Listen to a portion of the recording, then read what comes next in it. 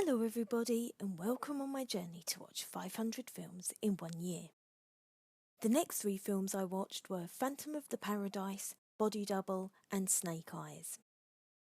Phantom of the Paradise is about a disfigured composer who sells his soul for the woman he loves so that she will perform his music.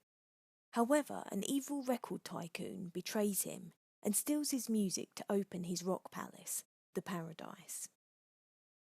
Body Double is about a young actor's obsession with spying on a beautiful woman who lives nearby, and how that leads to a baffling series of events with drastic consequences.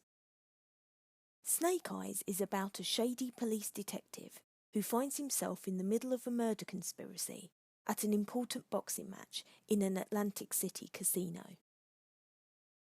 I'd say I'm a big fan of Brian De Palma, particularly liking his horror and gangster movies, and that led me to watch these 3 movies.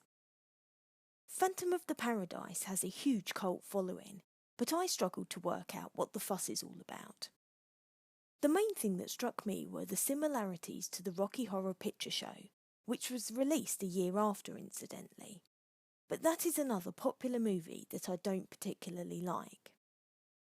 I enjoyed the way the band constantly reinvented themselves in an effort to remain current, and Brian De Palma's trademark split screen was ever present, but that did not take away from the awful miming, overacting and scattergun plot.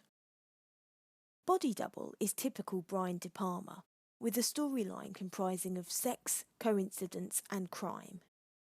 I liked the way the characters are followed by the camera, and there is a lot to observe in each shot, so the audience feels almost like a detective.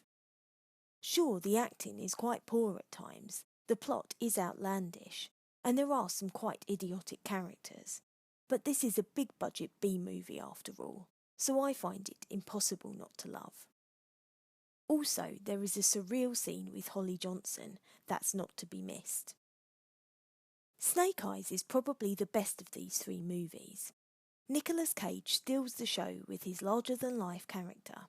His overacting works well here, and the action is fast-paced and exciting. The story is built by using different character perspectives and camera angles, and there is a modern noir feel to the picture.